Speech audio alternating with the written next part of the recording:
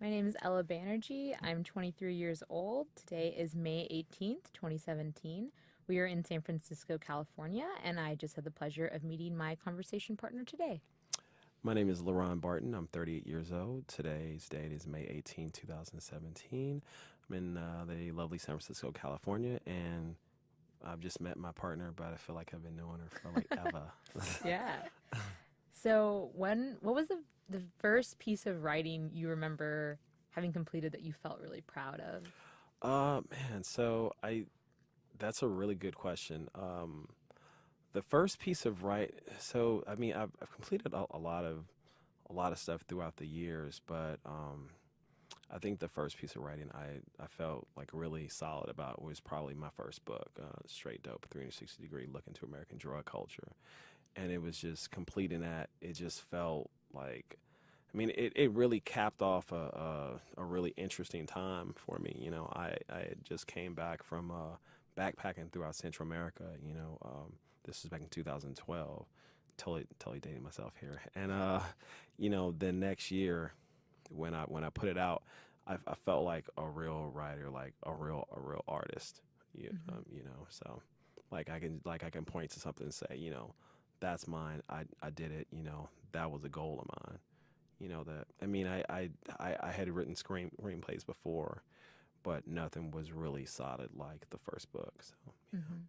Were you like an artistic child? yeah, so I actually come from a family of artists.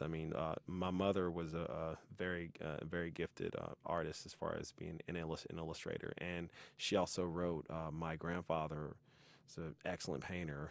My aunt, she did fashion design, and my brother was just a really good. He could draw his butt off, and so, coming from that, I could not draw anything. I didn't have the patience for painting, but I always knew that it was something really easy about putting words to a paper and sort of describing things, and it just kind of just came from there. And one of the many great things about my mother is that she really encouraged that.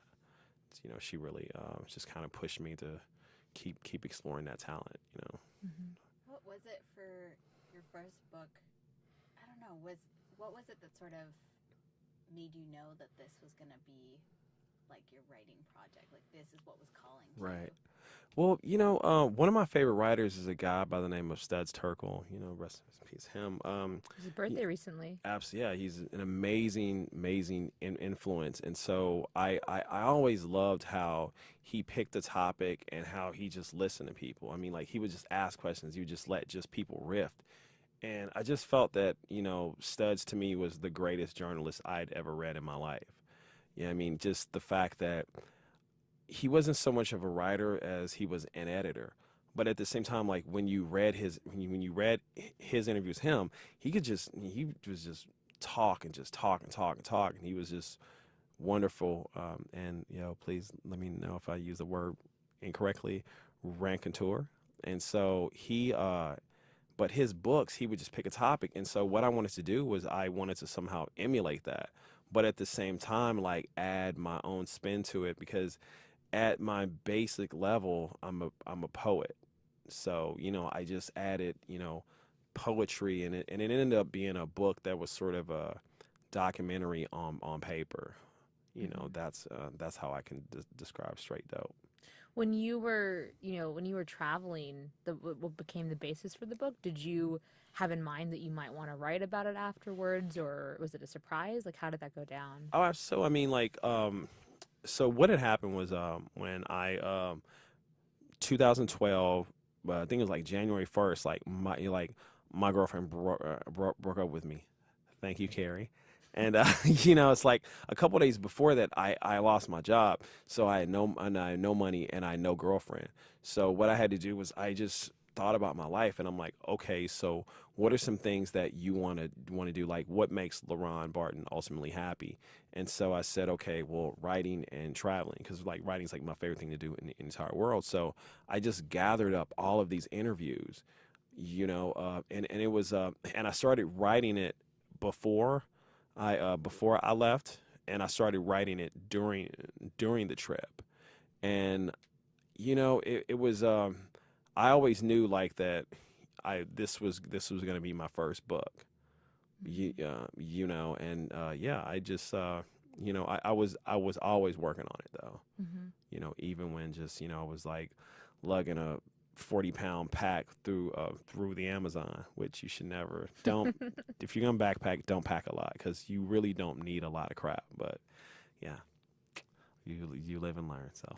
Is there a section of the book of that first book that's your favorite? Yes. So there's a lot of interviews that I really liked.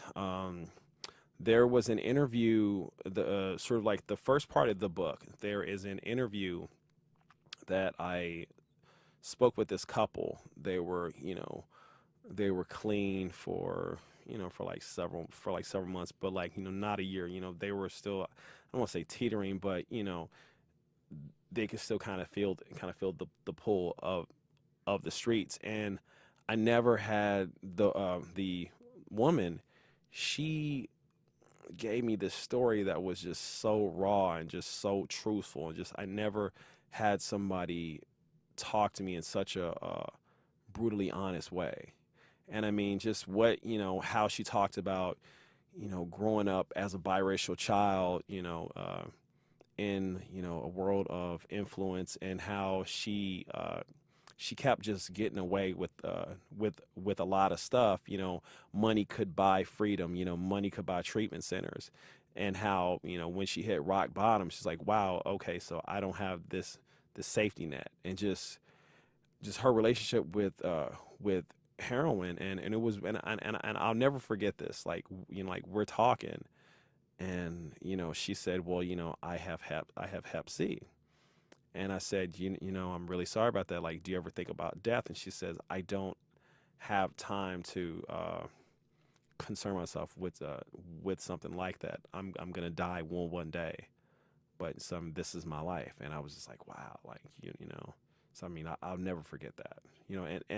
And there was another interview of a woman who talked about her struggles of staying clean and getting clean while incarcerated. And she told me something, and I immediately turned off the tape recorder. I said, out of respect for you, I'm not going to put this in here. Mm. And we just sat there for about a couple minutes silent. And I just remember those two interviews, they still stick with me to this day. Mm-hmm. You know? What made you, I don't know, really compelled by or want to write about drug culture and the impacts that it has on people? Well, I mean, I wanted to set a precedent for the type of writing that I want to do. And so I just felt that the jump off, the introduction to who I am as a writer has to be something that is not only powerful, but something that I'm familiar with, and something that is people are have an opinion about. I mean, like when it comes to like drugs in America, like you can't sit on the fence about it. And so I just wanted something with some impact. And I've known people that have done drugs, family members. I've experimented, and I mean, drugs is something that you can't escape in this country, in this world. So I just, yeah, I mean, it was a perfect topic. Mm-hmm. Start. And I have this question sometimes when because I work at Story Corp, and I wonder Yeah. if Yosma feels the same way. Like what was that like, spending so much time like just listening to other people, like, and people telling really You're like right. possibly emotional, intense, and traumatic stories. Like, what was that like to spend such a large period of time just doing that?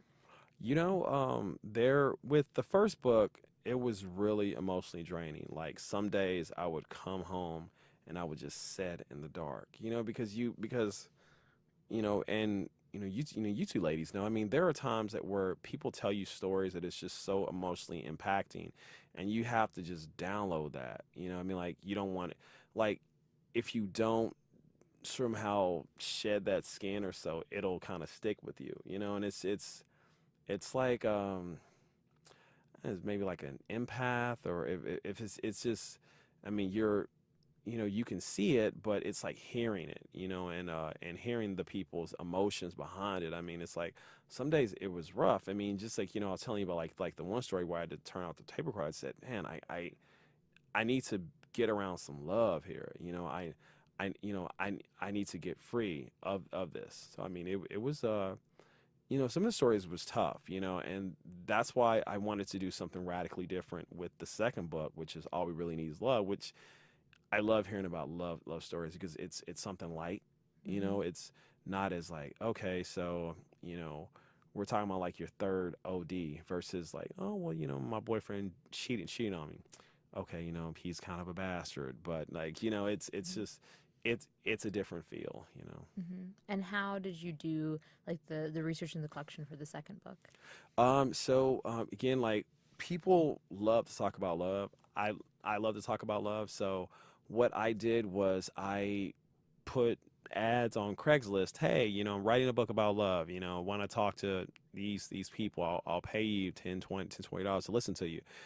I spoke with friends. Friends of friends, and that's how I was able to just compile so many people and it was a lot of people that just wanted to just talk. I mean, In it's the Bay Area? Bay Area, Kansas City, San Diego. That's where I was from prior to the Bay Area. I even spoke with a woman I met when I was in Costa Rica, and we talked about her romance, and it was just so. I mean, people are just like ready because like one thing I find is that many people don't have platforms. Many people are not listened to. So when you ask somebody, hey, tell me your story, they're delighted. And especially something about relationships, do how much time do you have? And we'll just keep it moving. So Why do you feel personally drawn to like asking people about love and about relationships? well, I find it fascinating, like why people fall in love, how they fall in love, and just the story behind it. It's something that it's just it really tickles my fancy just to know. Okay, well, this was the moment that I fell in love with this person, or this is the moment that he or she broke my heart, or this is why I am who I am. I mean, it's psychology in a way, but it's just also just a fascination because like love is such a rare thing to find. So when you find someone that's truly in love, I'm just like, wow, okay, you're like, let me hear your story. And I just love hearing about love stories. What were some of like, or did any patterns emerge or like common like Yes, ideas from that you would hear from all these different people in different absolutely. places? So for women, so there's a saying, right? Like women uh, will ask a guy, you know, you haven't changed. You know what I mean? And the man will ask a guy, why did you change? So I think that for women, I think that a lot of the issues they had with men in the book were accountability and Mm-hmm. follow through. And for the men, it was when they were like, well, why is she so serious now? She wants to do, she's not fun anymore. you Mm-hmm. know she's she's basically acting like an adult. Mm-hmm. you And these were know all straight relationships? yeah. And the few LGBTQ relationships I had, it was just mainly just be consistent. Mm-hmm. One of the things was if you're gonna do, like, if you're gonna do, I mean, if you're gonna say that you're gonna do something, do it. And I just find like, and that's pretty universal, right? I Mm-hmm. mean, and that was the probably like the biggest issue that I've heard from women today is like, yo, like, if you're gonna say that you're gonna meet me here, if you say that you want to do this, then have your actions back up your words. Mm-hmm. So yeah. And so having done like talk to these people, do you have like what's your outlook on love and relationships now? Is it more positive or more cynical? Like where do you stand now? That's a really interesting question. I think that after doing All We Really Need Is Love, stories of dating, relationships, heartbreak, and marriage, I think that people have to know what they want, right? People have to, so you have to know what you want, and you have to know what you want, that what you won't put up with. Mm-hmm. And I think that when you have self worth, then that means, okay, well, I won't stand for this. This we can work on, but if you don't know where the line is, then you won't. Then you'll just let just anybody just like talk you crazy, and just do things that are just not healthy. Mm-hmm. You know. What are some things that you've learned about yourself in having conversations with other people, whether that's, about love or about drug use or traumatic things or joys? Like what have you learned in doing that? I've realized that I'm a great listener, and that I mean, not to be arrogant, but I realize that I come from a very non-judgmental place. You know, I'm not gonna lie. I mean, it's like, some of the stories and like straight dope. I want to say, wow, like you're kind of a bad father, eh? Like, I mean, or like to a woman in the books, like you're like, I mean, on in All Really Needs Love is like, wow, like, you cheated on your husband, you're kind of a piece of, but, I had to step back and realize that people are being very vulnerable to me. And, you know, everyone has a story, and that it's not my job to, cast judgment. My job is just to give you the platform and to, just let you rip. And it's allowed me to really view a lot of situations differently. Like my girlfriend and I, we always talk about things being black and white, and I tease her, and I say, well, everything's black and white, but that's not real. Like, there's quite a bit of gray area, and just doing those two books, and now with a lot of the essays that I write about race and about gender and about sexuality and about politics, there's a lot of gray area. So yeah. What would like advice would you give to people who want to be better listeners? I would say that you can't listen while talking. So, you know what I mean? Like, you have to. Sue, one of the best pieces of advice I ever got was that someone said a lot of people listen to respond, right? So, and that's me. Sometimes it's like today. I did a podcast with this guy. He's this very conservative talk show host, and a lot of times I was listening to respond, but I just had to just say, okay, let me just back up and let me just listen to what this guy is saying and let him finish, because again, man, like a lot of people don't have people to. I mean, like, don't have a platform. They're not listened to. Maybe they haven't found their voice. So it you just have to just listen and just like let people finish. Let people finish their thoughts. Because if you don't let someone finish their thought, then that could just turn the conversation nasty. And as someone that does have a bit of a stutter, I sometimes like rush, just like get everything out, and like that kind of cuts folk off. And so I have to just, okay, I think you're kind of saying some bullshit, but I'm just gonna let you finish, and but I mean, yeah, listen and don't respond so quickly. Take in what they're saying, and don't cut people off. You know. Hmm. What do you think about, I think it's especially relevant now, like when you're, having a conversation with someone or trying to interact with someone who you're trying to listen to them, but Sure. they may be like, speaking in a way that feels very, not just offensive, but like feels like dangerous or like hurtful to Sure. like who you are as a person. I think it's about this, especially with like the rhetoric that is now in like Sure. what is the Trump era. Like, Right. like I think it's personally I find it hard to like have a conversation and hear out somebody who may be, spouting language that's extremely like Right. vitriolic or hurtful. Like how do you feel about that? Well, I don't think so. Man, so last year I listened to a podcast of a woman. She was talking about how to value your time, and I thought it was really powerful because she said, you know, sometimes when I think she's an anti-racist educator, and she said, she would talk to these people who would, vitriolic and just words and just nasty. Mm-hmm. And so she said something. She said, I end conversations like that with this. I'll say, my lived in experience is so far away from yours that there's no way that we can meet in the middle.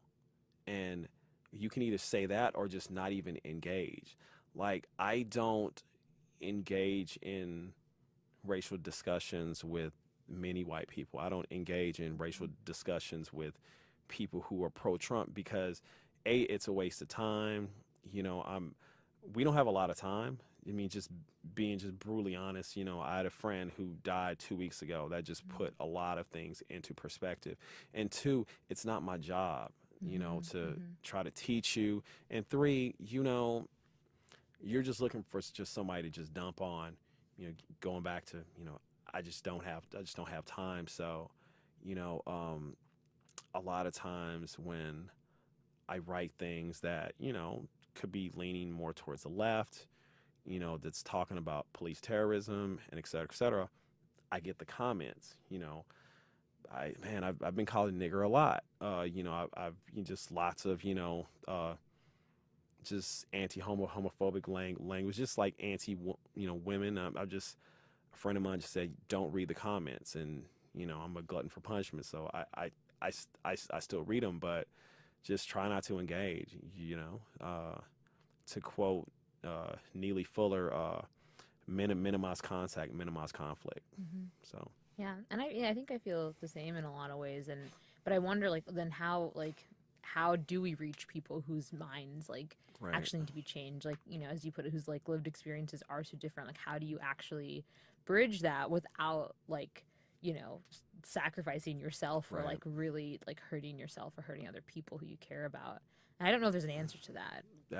That's a really interesting answer. I mean, let me say it's a really interesting question. I'm sorry.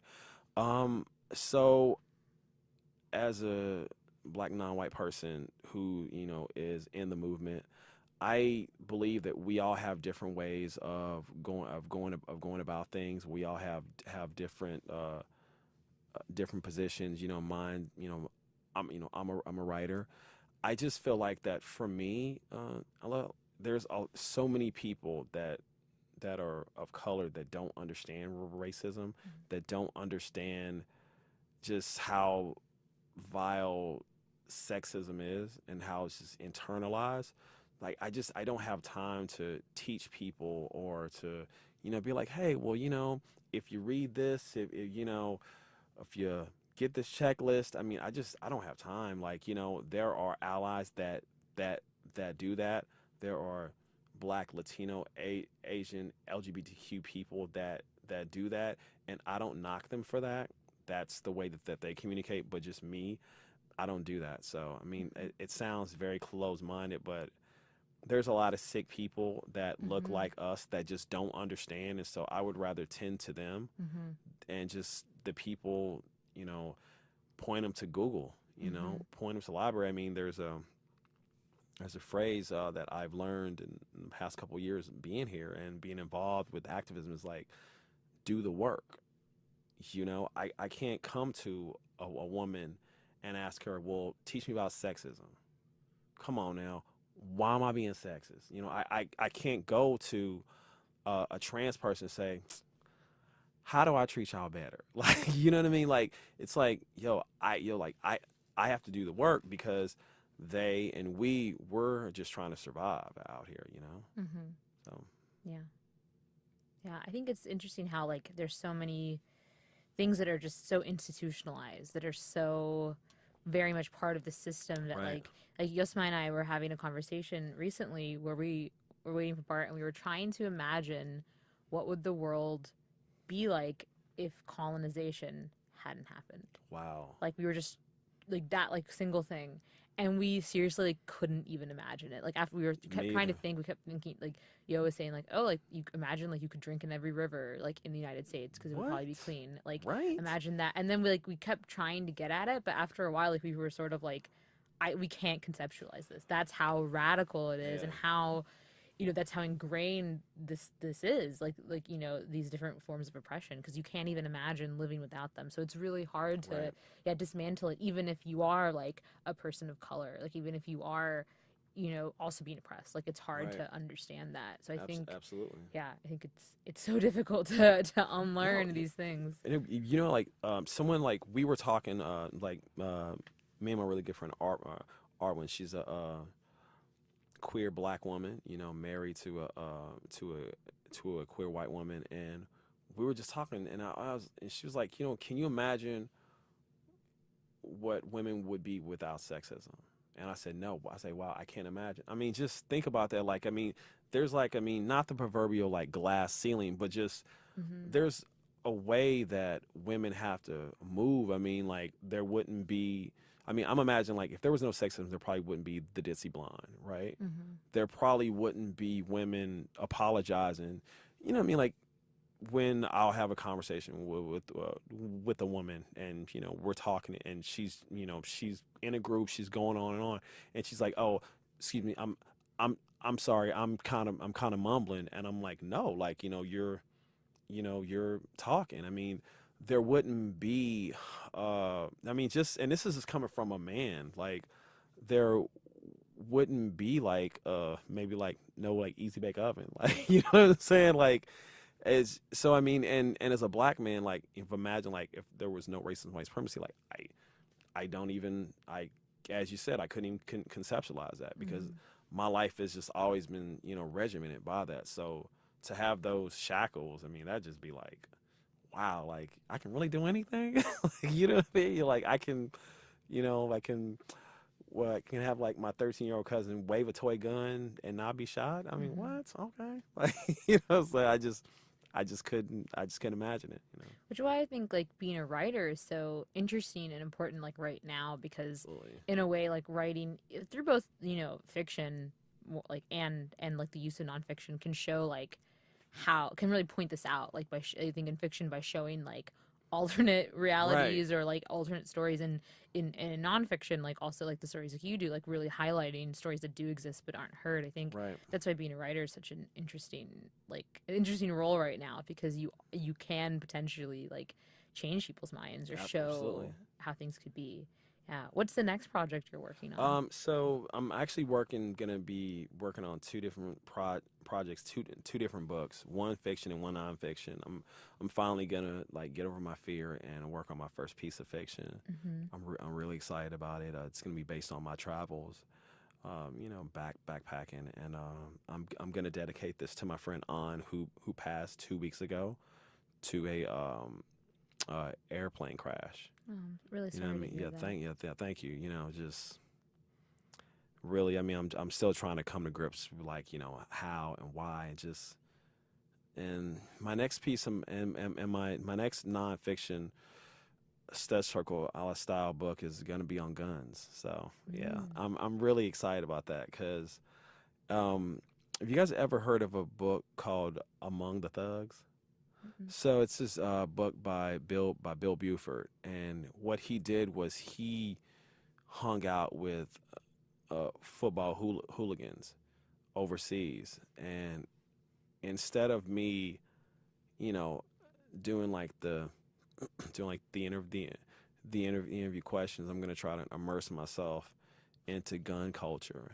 So I mean, I've always been fascinated by like why people like guns, why they love them, why they hate them. I mean, I grew up with guns, so they don't scare me. I just don't like them around me. But yeah, it's gonna be pretty interesting. So pretty Yeah. excited. But I mean, first, I'm gonna work on the book for An, and I'm gonna make sure she lives on. Mm-hmm. Is there, anything about On or a favorite memory that you might want to share? Just man, I really can't talk without kind of breaking down and crying. Yeah. So I'll just put it like we were very very similar. We met for like a month, and she just had just a resounding impact on me. She was such a goal getter. She was so goal oriented, and she was a beautiful person. Just she was just yeah. I mean, just a lot of nothing negative. She was a truth teller. She's giving me advice on this woman that I liked, and she was right. So what I'm saying, so, when in doubt, listen to women. So you know what I'm Okay. saying, For yeah. the fiction book that you're going to be working on, is this how closely is it gonna follow like your like what you actually went through, and how much are you gonna like actually change like the events and It's gonna be characters? 70% factual. I've got a pretty interesting way that it's gonna be set up. It's gonna be told through flashbacks. I'm gonna Mm-hmm. be an older guy, and I'm just talking about my travels, and it just talks about how this has shaped me not only as a young black man but just as a young man, and seeing different cultures. And I mean, I'm from Kansas City, so I grew up looking at newspaper with like travel deals, and just like my mother was always fascinated with travel. She always loved Paris, and when I went there the first time, it was lame. Like what I'm saying.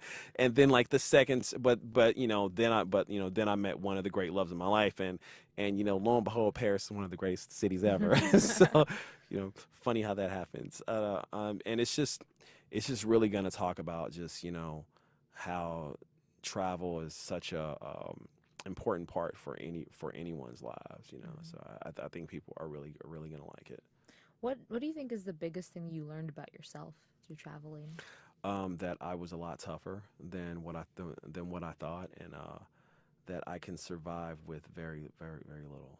Mm-hmm. It's like something like that I always say when it comes to travel, when it comes to like long term travel, like that, days don't matter, just the dates. Hmm. So it'd be like, oh well, it's the 25th, okay, or it's, I mean, like a Sunday over in Nicaragua doesn't have the same impact as say a Sunday over here, or like, oh, it's Wednesday in Honduras. Okay. All right, you're like, what's today's date? Oh, it's the 14th. Okay, so I got to leave on the 20th. So it's just like when I was able to disconnect myself from TV, and I just had like a little tablet, and I was reading books, and just kind of reading comics, and just really just just having fun, man. Just just connecting with some amazing people that I still love and care for to this day. I mean, Mm-hmm. I advise anybody and just take a couple months, or what they call a gap year, and just travel.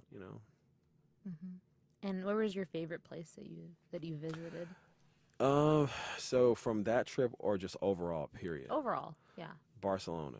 Why? Barcelona was somewhere that I didn't want to go. Yeah, I mean, this is like total like you're like first world problems. Like I'm talking to my mom. I'm like, I'm gonna take a vacation. I guess I'm gonna go to Barcelona. I want to go. And she's like, Are you crazy? Spain's gonna be amazing. And I went, and there was nothing like everything was right about Spain. The women were beautiful. The food was fantastic. Up until that point, the Sagrada Familia was the most beautiful thing I'd ever seen in my life. I mean, just man, like I remember being at this restaurant, just eating wonderful food, drinking like good tequila, and this loudmouth kid from England was making fun of these Australians, saying, "That's right, mate. They they're from a country that we called a jail or something like." But I mean, he's just totally ridiculous. But just it was just memories like that. The bartender thing was Saul, and she was just gorgeous, and yeah, and I got a chance to go to Italy last year with my girlfriend, and just seeing Italy was just unreal. Seeing the the Sistine Chapel. It's the most beautiful thing I've ever seen in my life. And being there with my lady, who's an amazing woman, great editor. You know what I'm saying? It just made it just wonderful trip though. Is there anywhere you haven't been that you would like to go? So we're gonna go to Australia in September, Oh, nice. and I really want to write about that. The jail. I'm kidding. Yeah, the jail. Like you, it's like I keep thinking of like this joke from Ford Fairlane where Andrew Dice Clay says, "Australia, don't they do nuclear testing there?" So, but yeah, I'm gonna definitely go to Australia, and we're gonna see if we can spend Christmas in Paris because Paris, it's kind of amazing. Yeah, so definitely, looking, and I mean, the number one place that I want to go to is Africa. I want to take my little brother just to go somewhere where my people are from. When I get off the plane, I'm gonna kiss the ground. You know, just yeah, Africa is gonna be incredible, and I'm gonna write about that like it ain't nothing. What's a way, in the next maybe few years that you really want to grow as a writer? I want to write something really phenomenal, and I want to write something that's very impacting. You know, um, you talked about earlier, like one of the pieces that I was really proud of, and I just thought of this now. I got a chance to go to San Quentin a year and a half ago, and sit with a lot of brothers who were locked up, people of all ages and races, and what I want to do is to just definitely write about mass incarceration from a Mhm. way of just giving a humanized face to it. Mhm. And there's a lot of people inside that don't have voices, that don't have the ability to talk, And I just working with Michelle again. She's one wonderful woman. She's saw the progression. So I mean, I just want to I want to be great. And I want to write something that's on the level of the case for reparations. By Mhm. Coates. I want to Mhm. I want to be. I mean, like I want my book, like one of my books, to be looked at like. I mean, this is like shooting for the stars, but like looked at like the way like we look at portrait of an artist. Because I mean, I think Joyce is like the greatest writer of the past 100 years. He's my Michael Jordan. So before I write my book of fiction, I'm going to read everything that Joyce ever wrote. I can't wait to read Portrait of an Artist again. I can't wait to read Finnegan's Wake. Mhm. I want to start over with Ulysses because it was big. You know what I'm saying? But Yeah. I want to, whatever he did, I want to see if I can just take that and just take parts of it. Mhm. Yeah. Have you been to Ireland before or to N- Dublin? no, I have not. I heard that he has a library. Yeah, I haven't really traveled that much, but the one place I have traveled to, I was in Ireland Hmm. for a summer, and yeah, he's everywhere, Damn, especially in yeah. Dublin. So I was gonna recommend that. I have two like I guess sort of like writer questions for you, Please shoot. kind of like that are like formal questions. So like the 6 word story. Have you heard of that? Like I've heard of it. I've never.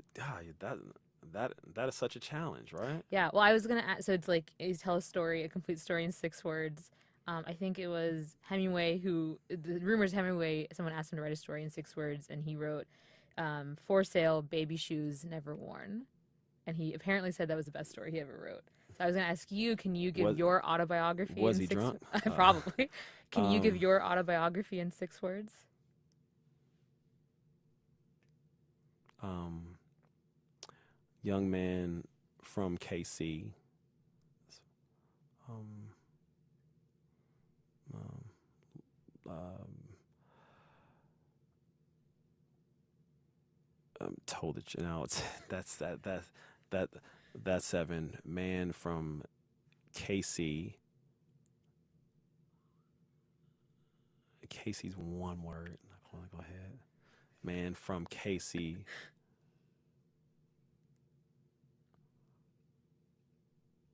lived forever. That's 5 words. Yeah, one. You have one more word. Where do you want to Live end it? lived man from KC lived. Oh, I'll I'll I'll I'll say this. Man from KC listen to stories. Perfect. Yeah. And I have one question. Yes, please. I always ask people this question. If you can imagine your 80-year-old self in the future, 80-year-old Laurent, what advice do you think your 80-year-old self would give you right now? Um, you are that good, and you are that good. Slow down on the liquor and stop doubting yourself. Sounds like pretty good advice. Yeah, yeah. I mean, I don't like. I just love a cocktail. Yo, are we gonna, imbibe later? Are we gonna that maybe yes. Anything else you'd like to say before we Oh, wrap up? I just really enjoyed this conversation. I definitely hope to come back. I really want to talk about on more. I just not emotionally able to do it.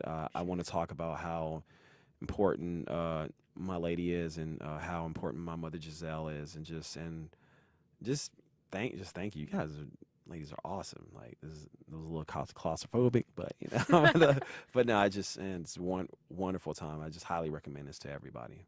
Thank you.